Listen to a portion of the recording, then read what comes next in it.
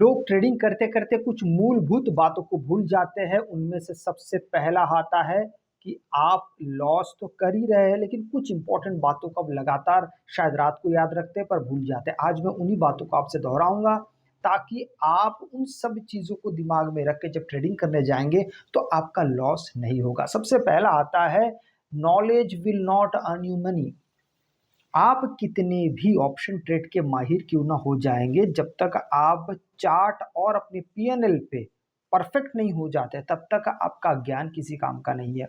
ज़्यादातर ये पाया गया है कि लोग बहुत अच्छी जानकारी रखते हैं, हर चीज़ का रखते हैं, चाहे वो कैंडलस्टिक्स पैटर्न हो, चाहे चार्ट पैटर्न हो, इंडिकेटर हो, प्राइस एक्शन हो, कुछ भी बात हो, इसके बारे में जानकारी तो सब रखते हैं। लेकिन उनके बारे में आप क्या कहेंगे कि जानकारी रखने के बावजूद भी वे लोग सिर्फ और सिर्फ लॉस करते जाते हैं।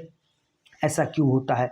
उसके पीछे का कारण आज मैं आपको सबसे पहले बताऊंगा कि ज्ञान ही आपको यहाँ पर पैसे कमा के नहीं देगी। ऑप्शन ट्रेडिंग में और भी कुछ चीज़ें हैं, जैसे there is nothing like success. आपको सच कहूँ तो ऑप्शन ट्रेड, अगर आप ये सोचते कि रोज प्रॉफिट होगा और मैं एक दिन ऐसा मुझे आएगा कि मैं रोज प्रॉफिटेबल होके ही निकलूंगा, ऐसा कोई दिन नहीं होता है।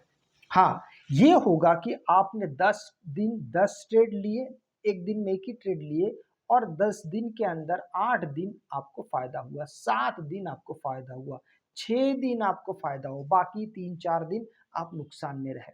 इसका मतलब ये है कि वो जो सिचुएशन जब तक आप एक्सेप्ट नहीं करेंगे, प्रॉब्लम ये है कि लोग सोचते हैं कि ऐसा स्ट्रेटेजी हमें चाहिए जो 10 बार ट्रेड ले तो 10 बार हमें उससे फायदा होता रहे। यही सबसे बड़ी विडंबना हमारे लिए अब बनी हुई है कि आपको बस ऐसे ही स्ट्रेटेजी की तलाश है कि जो आपको एक ऐसा मौका दे जो 10 के 10 में आपको फायदा दे। यही ढूंढने के चक्कर में लोग ये जो अच्छे अच्छे स्ट्रेटेजी होते हैं, स्ट्रैटेजी सभी अच्छे हैं, ये बिल्कुल उन हथियारों की तरह है जिसको आपको इस्तेमाल करते हुए आना चाहिए। यहाँ पे अगर आपको हथियार इस्तेमाल करना का अर्थ यही है कि आपको पूरी तरीके से एक ऐसे तौर तरीके पे काम करना पड़ेगा जिसमें आप लगातार एक अच्छे रेशियो के साथ मार्केट में बैठे रह सकते हैं। रेशियो का यहाँ पे मतलब है आपने कितना प्रॉफिट किया उसके मुकाबले आपने लॉस कितना किया। अगर आप 4 बार प्रॉफिट करते हैं तो एक बार लॉस हुआ, ठीक है। लेकिन यहाँ पे मामला उल्टा होता है, इंसान प्रॉफिट एक बार करता है और लॉस करता है 4 बार। ऐसा क्यों होता है? इसके पीछे बहुत सारे कारण हैं, जैसे सही जगह पे स्टॉप लॉस ना लगाना सबसे बड़ा और पहला कारण। दूसरा और सबसे महत्वपूर्ण जो सबसे ज्यादा लोग करते हैं, कीप स्विचिंग द स्ट्रेटेजी। लगातार एक दिन अगर किसी एक स्ट्रेटेजी में लॉस हो जाता है तुरंत वो स्विच कर लेते हैं। रात भर 2 दिन लगातार एक स्ट्रैटेजी को निहारते रहे, उस पर बैक टेस्ट करते रहे, लेकिन जैसे अगले दिन उस पर अगर नुकसान दिखाई देता है तुरंत उस स्ट्रैटेजी को छोड़ देते हैं। देखिए, कभी भी किसी स्ट्रैटेजी को अगर आपको जांचना है, कम से कम तो भी उसमें 20 ट्रेड लीजिए और तब जाके उसके अच्छे बुरे के बारे में आपको समझ में आएगा। हमारा तीसरा पॉइंट है, it is never ending process. और ये जो तौर तरीका है ना, सच मानिए इसका कोई अंत नहीं है, लगातार ये चलता जाएगा। क्या क्या चलता जाएगा?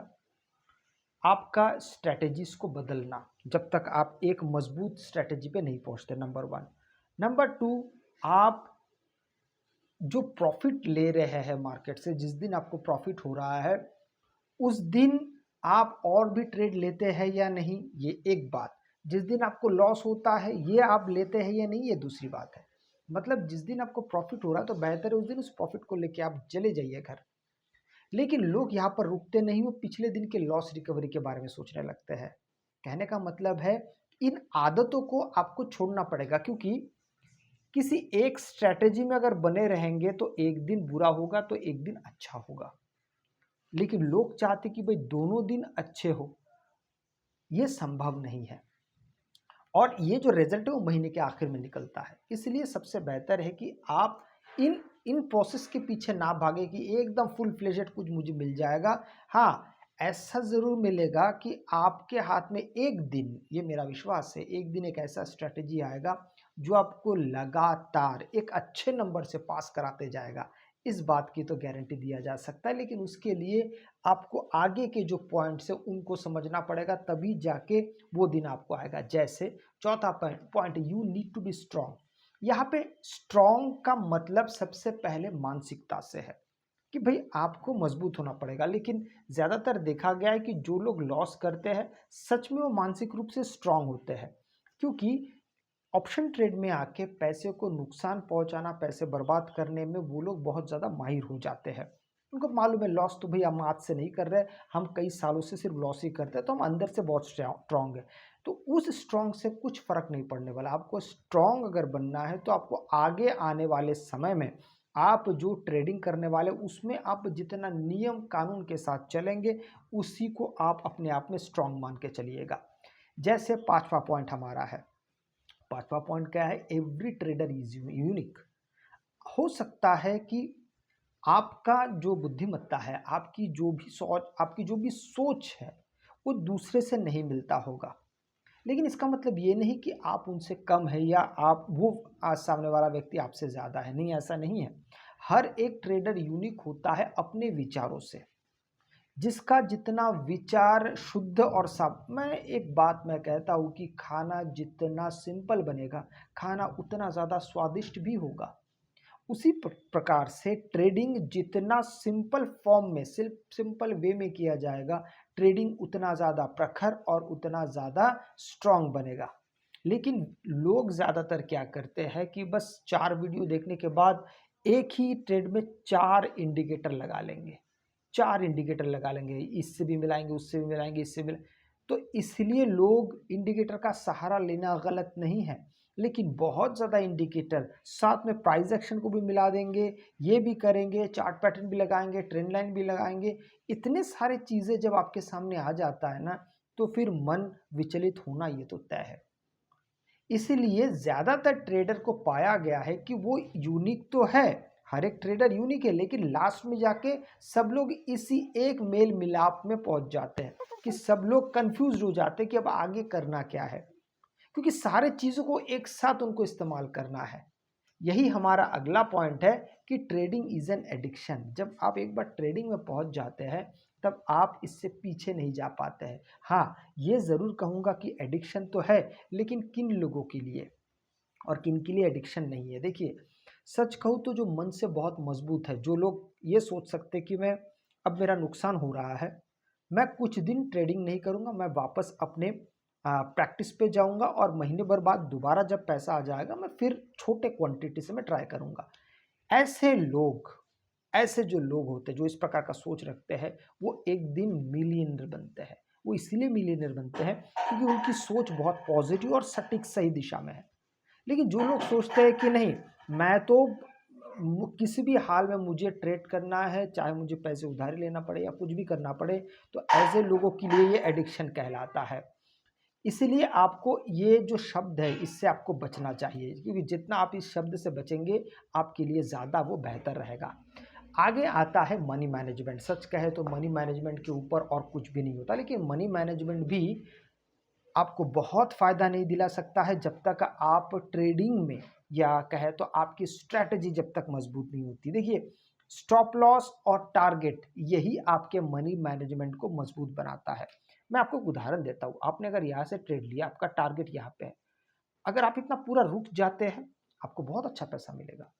आपने यहीं पे ट्रेड लिया और इसके थोड़े से नीचे आपका स्टॉप लॉस है, मार्केट थोड़ा ऊपर गया, आपके टारगेट तक तो पहुंचा नहीं, यहाँ से स्टॉप लॉस को हिट कर गया, आप यहाँ से निकल गए।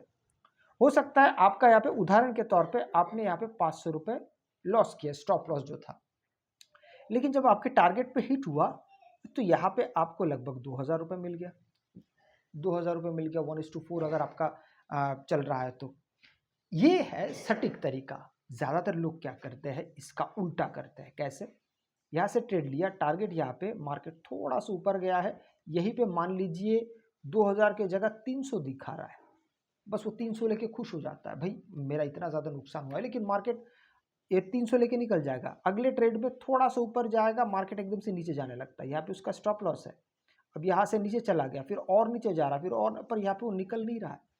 जहाँ पे 500 रुपये में बात बन जाती थी, पर वो वहाँ पे -2000 करके अब मार्केट से निकल रहा है।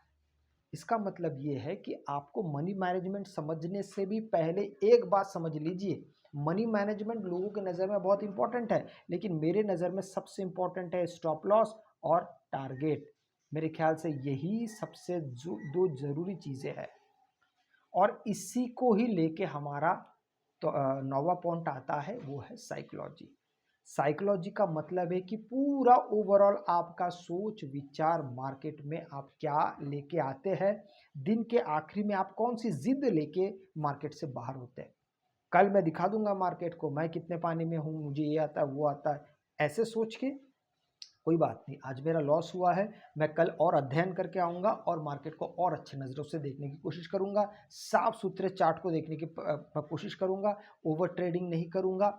ये सारी बातें जो व्यक्ति एक बार समझने लगता है, तो समझ लीजिए कि उसका एक बहुत बड़े रुपए से आमना-सामना होगा या उसका स्वागत करने के लिए एक बहुत बड़ा रुपए आगे जाके, अब नहीं, एक समय आएगा जब उसको इसका वरदान मिलेगा। अगर आपको वीडियो अच्छा लगे तो लाइक शेयर सब्सक्राइब जरूर कीजिएगा। आपसे मैं अगले वीडियो मिलता हूँ, तब तक के लिए जय हिंद।